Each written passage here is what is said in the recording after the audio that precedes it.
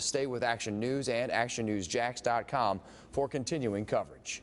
Now, your first alert forecast. Texas is getting too much rain, and clearly we need some rain to put out some of these fires. Right, exactly. It doesn't take us long to dry out. And let's see when we might get a little bit of help here. No rainfall today across the area or tonight. But as we move forward here, this is the model forecast for rain, and I think it's in the ballpark in general. This is by early Saturday morning, and we're starting to see some hints of some rain near and south of Jacksonville. This will especially be some coastal showers moving inland. But notice on the legend here, it's not much. It would be 1/4 of an inch or less on average. In many spots, nothing at all, and that includes the metro area. That's through early Saturday. Now, by late in the day on Saturday, notice the green really expands. Now, that doesn't mean everybody gets rain, but it is an indication that we're seeing higher humidity and a little bit better coverage of showers and a few thunderstorms developing. The tendency over the weekend will be for these showers to be near the coast in the early morning, more inland in the afternoon. Having said that, there'll be long parts of the weekend that are going to be dry. As we move into early next week, not a whole lot of change, just a widely scattered shower or storm. And then by Tuesday late in the afternoon, notice a little more blue shading starts to show up. That's an indication of rainfall of as much as 1/2 inch to 1.5 inches.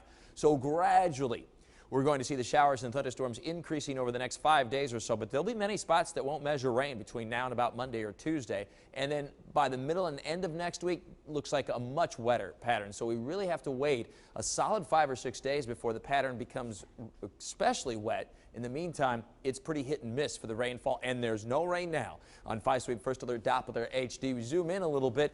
Jacksonville's dry. I've increased the sensitivity so we can see the smoke plumes from the fires. We're not seeing anything in the metro area smoke-wise or rain-wise, although there may be some smoke from a few smaller wildfires. Here's the fire near Highway 1 in St. Johns County, and the smoke plume that was pretty visible for a while this afternoon has since dissipated a little bit. But with nightfall not far away now, overnight into early tomorrow morning, the winds will drop, the humidity increases, and some of that smoke will have a tendency to hover close to the ground, so that could affect some highways later tonight into early tomorrow morning. Meanwhile, at the beach, Jack's Beach Skycam Network here, a pretty shot looking here from Jacksonville, just northeast of Jacksonville Beach here toward the pier. And it's still a little bit rough out there, rough season surf, so the rip current risk is going to stay a little bit elevated, and that's because of an onshore east wind that continues to blow a solid 10 to 15 knots, so seas building to 3 to 5 feet. We're approaching the high tide in most spots right now. And there's that moderate rip current risk for tonight, continues into tomorrow.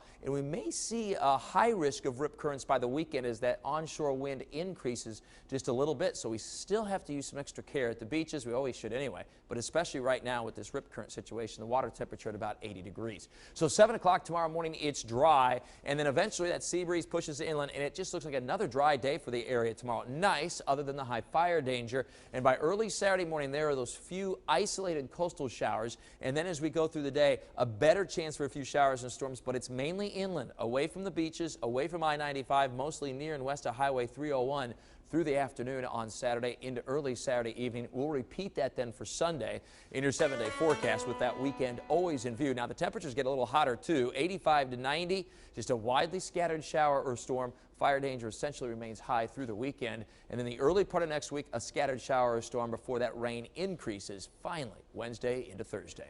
ActionNewsJax.com. It's all of your latest first alert weather information around the clock.